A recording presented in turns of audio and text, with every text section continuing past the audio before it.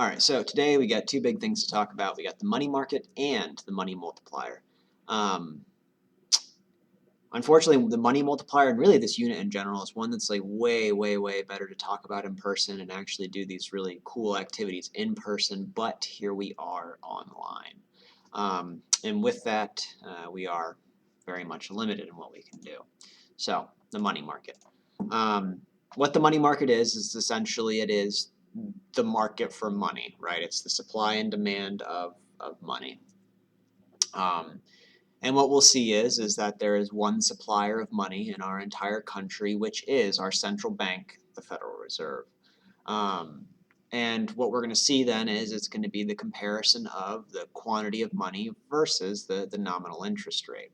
Um, and what kind of impact then the monetary policy that we talked about will end up having. Um, the money demand then, like I said, the supply is the Fed, the demand is from, well, literally everyone else. So that includes you and me, that includes the businesses we shop at, as well as the government itself. I'd mentioned this last time, but the Fed is technically not part of the government. It's technically its own independent body. There are some government type positions. It's kind of half government, half not government, but at the end of the day, it is technically private. Um, and then also the foreign sector as well, though that's branching more off into foreign exchange. Um, so yeah, again, money supply determined by the Fed. So money demand. Here's the reasons why people want money, I guess you could say. There's going to be transaction demand. People want it because, well, it's what they buy stuff with. It's independent of what the interest rate is. It's just is what it is. You know, I mean, I want money. I got a job. You want money. You might have a job, or you will have a job, or you're going to go to college so you can have a better job at some point. Something along those lines. That's what it is. Um, there's also a demand for money as an asset, right? You know it's going to hold its value. If you expect if you want $1,000 in the future, the best way to do that is to have $1,000 now and just sit on it. Now, that's not what I'm suggesting you do. But if you want to guarantee $1,000 a year from now, it's the best way to do is have $1,000 today. A really bad way of doing that, for example, if we want to look at potentially other stores of value, let's say beef, right? If you buy $1,000 worth of beef today, is that same $1,000 worth of beef going to be $1,000 worth of beef a year from now? No, it's actually probably going to be negative money. You probably get sick from it and have to go to the hospital. So it's not going to work. And the same thing can be said for a lot of things, right? For fashion, even, right? You buy $1,000 worth of clothing, it's not going to be worth $1,000 a year from now. You know, it might be out of style, or you'll have worn it a couple times, or might be a new hole in a couple of things. It's something along those lines. So something along those lines. And now what all this amounts to then is a lot like our other demand curves, is that money is downward sloping. Because at higher interest rates, people want less money because they have to pay more to get it, and at lower interest rates, people are more likely then to hold other things, I guess you could say. Uh, or sorry, at the higher interest rates, they're more likely to hold other things.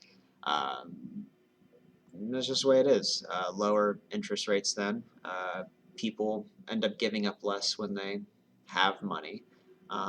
And they're also more likely to want it because well, it's cheaper in a sense. So that's how it works. Money supply then is going to be solely determined by the Federal Reserve. That's it. Federal Reserve is the only one with control over the supply of money in our country. So what it's going to look like then, it's going to be a vertical line. If there's only one supplier, it is a vertical line for the supply. So that's our money supply there, and that's our money demand. Now looking at the labels of this then, up here we have our nominal interest rate, our I. Down here we have our QM. It's important that you have the QM there. It's the quantity of money. As far as where the points meet here, down at the middle at the equilibrium, that's where we're going to determine the nominal interest rate, which is just going to be labeled as I. And then we're going to have our Q, which will be the quantity that we end up getting. I'll move myself out of the way so you guys can read that.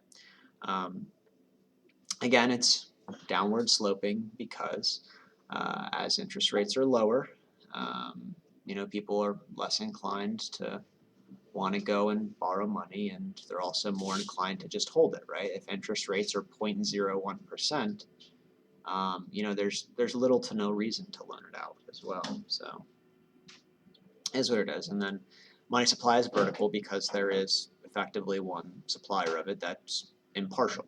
And they don't particularly care about making profits or whatever it is. They're just concerned with keeping the economy in check. So there we go. Oh, wrong thing. Now, changes in money demand. What'll end up changing that? So money demand dependent on both price level and real GDP. So as the economy is changing, the amount of money then is going to be the amount of money requested is going to be changed, or the demand is going to change. So as nominal GDP goes up, the money demand will shift to the right, making interest rates go up. So pretty much what we're seeing is, notice how it's nominal GDP. So since it's nominal GDP, essentially, you know, you could even say that price level is rising. So as price level rises, people naturally need more money to buy stuff, and the demand for money is going to go up, and it's in turn then going to make interest rates start going up. Now, as nominal GDP goes down, on the other hand, you know, as that gallon of gas goes from $3 to $2, there's less of a demand for money. People don't need as much money to buy stuff, and they demand less, naturally. And with that, interest rates will go down. And also see this is kind of one of these automatic type stabilizer type deals, right? So that as nominal GDP goes up, interest rates go up. Meaning that, you know, as there's more inflation, interest rates naturally start going up, or, you know, as GDP goes down, interest rates start naturally going down, right? Meaning that, you know, there's more likely to be investment without any kind of actual interaction. So let's look at what this increase looks like, right? It'll look like our other ones, it'll shift to the right. And again, for this class, you know, reality for all these curves is they look a lot more like this. But when we're doing it in class, all I ever expect to see is just a straight line, straight shot like that. But anyways, back to it. So this is a change in the money demand here. You go from MD to MD1, or it could be MD1 to MD2. You got your arrows showing left or right, nothing else, for the curve itself. And notice with this, you know, quantity will end up staying the same when we're talking about changing in money demand. It will. Interest rate, on the other hand, will change, and this is where we can use an up arrow on this. It'll show it shifting up as the interest rate goes up. So I to I1 or I1 to I2, something along those lines. Now, decrease in money, on the other hand, will be the exact opposite. So we go from MD to MD1 here.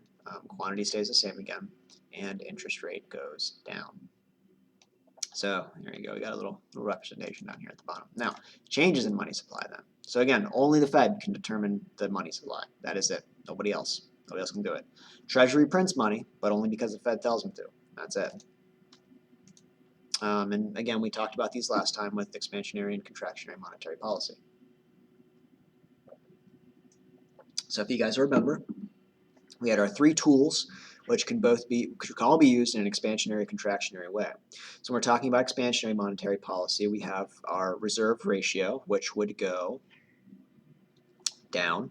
We have our discount rate, which would go down, and then the Fed would do what with bonds? They would buy them. And as they do that, money supply shifts to the right and interest rate goes down. Contractionary monetary policy, on the other hand, it'll be a leftward shift of the monetary or money supply, and it'll make interest rates go up. And when we're talking about a reserve ratio, that will go up. Our discount rate will go up. And for bonds, the Fed will sell them, right? And that's what that'll sound like. So an increase in the money supply then, shift to the right. There you go. So we go from here to here. And with this one, both things will be changing. So whereas the money demand is just going to be the interest rate, it'll be both the quantity and the interest rate when we change the money supply. So our equilibrium will go from right here to right here. Our interest rate will go down, and the quantity of money will increase. All right. Decrease in money supply. And, you know, just to focus a little bit more on the labeling this time too, we go from MS to MS1, or it could be MS1 to MS2, something like that. Got our leftward shifting line here with the arrows pointing accordingly. We have our quantity going from Q to Q1, and our our interest going from I to I1. So interest rates are going up, quantity of money is decreasing, and the line shifting to the left. And That's it for the money supply, or sorry, the money market. Now we get to get another little look here into this with the money multiplier. So just give me a second here and I will get it up for you. I need to find my cursor. There we go. All right, so determining the money supply. So this is one of those things that's going to look really, really funny. And this is an extension of last time as well, where we're determining the value of what banks can loan out. So this is kind of the different things working together here to end up coming together. Let me just make sure. Here we go. This is what I was looking for. So what we're going to see then is this right here. This is going to be a T account that a bank has. So this will be an important term if you want to follow along here. So a T account. And what that is just the way that we're going to display assets versus liabilities for a bank. And I'm going to draw this out as we go along as well. So assets, what assets are, they're, like we talked about earlier on in the unit, they're things that people hold that are of value to them. Now, for banks, it'll be loans or reserves, or they could also see bonds over here, something like that. Then on the other side is going to be liabilities. And a liability is going to be something that a bank owes. So that said then, deposits in a bank are what the bank owes, right? If you have $2,000 in a bank owes you $2,000, and they make good on that by letting you withdraw your $2,000. Now, what we're looking at right here then is that someone just deposited $1,000 in a bank. So what we would do first is we would do plus 1,000 for CD over there, checkable deposits on the liabilities. And with that, once the bank gets that $1,000 in their checkable deposits, they add $1,000 to their reserves. So reserves plus 1,000. Now, loans, there's going to be no change just yet with this. What we're going to see though is the bank is going to make a new loan. In this scenario, when we're talking about our monetary policy, they are going to make $900 worth of new loans for this. And with that, what we're going to say, again, for the reserve ratio, it'll be 0.1, meaning that RR equal to 0.1. That's the amount of money that the bank is required to hold on hand from what they have deposited in them. So the bank then, with that new $1,000 deposit that they have, is going to loan out $900. So what we see then is we're going to start breaking our reserves down a little bit, which hopefully, now there's no good representation of this, unfortunately, but that's going to start breaking our reserves down into two different types. So it's going to be plus 1,000 to reserves, but there's two different types of reserves, and this is one of the big things here, so hopefully you're paying attention here. So there's two different types of reserves. There's excess reserves. So there's excess reserves, meaning that is the bank's money that they have that they can loan out. That's the money that they don't need to hold on to. So excess reserves, and then there's also the required reserves. So the excess reserves, again, that's the extra money that the bank can do whatever they want with. The required reserves is the amount of money that the bank is supposed to hold, all right, that the bank is supposed to hold as essentially their collateral for their checkable deposits, right? So again, with our required reserve ratio being 0.1, of that $1,000, the bank needs to hold on to 100 for required reserves, giving us 900 then in excess reserves, meaning then that the bank can loan out $900 if they want.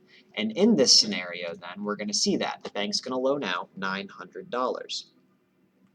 And when they're loaning out that $900, that would come from their excess reserves. So what we'll see then is you'd subtract 900 from the excess reserves, and then add 900 to the liabilities. Because this is kind of the overall look at the banking system, right? And what we'll see then is that it's going to have this multiplied effect, which we'll get to here in a second. So this is going to be how banks create money then. So what we're going to see is that that $1,000 deposit that we were talking about, there's $1,000 in circulation, right? There's nothing in the bank, just 1,000 raw cash. What Silas is going to do is he's going to deposit that cash in the bank, and we looked at that, right, on our T account that we've now drawn out. There's plus 1,000 to checkable deposits that he deposited, and then we had our reserves written out as well. Now what's going to happen is that when he deposits that, this bank is now going to loan out $900. So like we said, that $900 comes from our excess reserves, and then it gets put over in liabilities again, because what they're going to do is, well, they're going to loan it out, and they're going to spend it somewhere, and it's eventually going to find its way back to a bank, right? And then what we're going to see is that every time it gets loaned out again, it's going to be spent and end up being deposited again, which is probably sounding kind of familiar by now, right? So it's the same exact idea as that money multiplier we had for fiscal policy. Because every time, a little bit more is shaved off, ultimately giving us, fractions of pennies down at the end. And what we're going to see is much like with fiscal policy, monetary policy has this multiplied effect because of this big idea here with the money multiplier.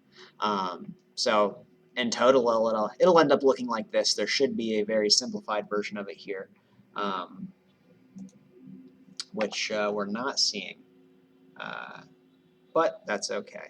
Let me see. So the monetary base, yeah, money multiplier is a ratio of the money supply to the monetary base, which it doesn't have a good description here. But what I will say then is you can write this down. The money multiplier is 1 divided by the reserve ratio. So money multiplier is equal to 1 divided by the reserve ratio. So in the example that we were just doing, right, that we were just looking at, it would be 1 divided by 0.1, giving us 10 for the money multiplier. And that money multiplier, again, it's the total impact that changes in the money supply will end up having, which always comes back to that reserve ratio. So when we're talking about that $1,000 that just got deposited, there's $1,000 in cash, but what ends up happening to it is that it ends up getting multiplied there.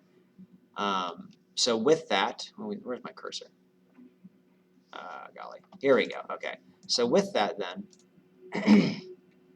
it ends up having a much greater impact like fiscal policy.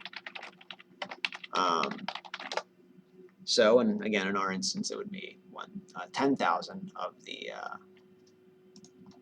that the $1,000 ends up having an impact. So, same thing as fiscal policy, where it's all a lot bigger than it originally starts out. Past that, I think that's all we got here for today. It's something that, again, it's a lot easier to do in person because it's way easier to run through examples. But I'll try to get some good problems for you guys to do here for the practice portion of this part of the unit. So let me know if you have any questions. Feel free to send those to me or just put them in your 4, 3, 2, 1s like you're supposed to. All the best.